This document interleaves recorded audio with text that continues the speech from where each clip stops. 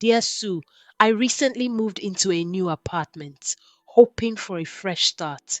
It was small but cozy, with bright windows and creaky wooden floors. I felt proud of myself for finding it. It was my little space, and I was excited to decorate it and make it my own. But after only a few nights, strange things started happening. The first time, I heard footsteps late at night. I was in bed, half asleep, when I heard soft, slow steps in the living room. My heart began to race. I told myself it was just the old floorboards creaking. It's nothing, I whispered to myself, pulling the blanket over my head, but deep down, I wasn't so sure. The next day, I laughed it off. Maybe the wind pushed something, I thought. I was determined not to let my imagination get the better of me. But the weirdness didn't stop. One evening, I placed my keys on the kitchen counter. When I went to grab them the next morning, they weren't there. I searched everywhere, only to find them sitting on the coffee table in the living room. I froze. I hadn't touched them. Maybe I forgot, I told myself, but I knew that wasn't true.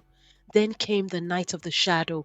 I was lying on the couch, watching TV, when I decided to get some water. As I walked toward the kitchen, I saw something, a dark figure standing in the hallway. It wasn't clear, like a person. It was shadowy, with no face or features. It was just standing there, still and silent. I couldn't move. My hand shook as I stared at it, my chest tightening like I couldn't breathe. Then, as suddenly as it appeared, it was gone. I didn't sleep that night. I kept all the lights on and sat on my bed, hugging my knees. I kept telling myself it wasn't real, but it felt so real.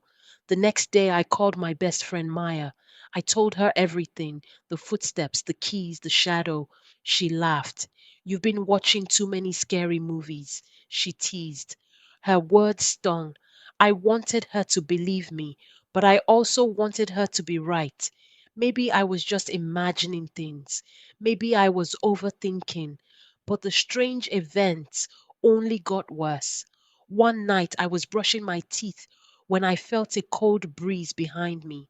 It was icy, sharp, and sent chills down my spine.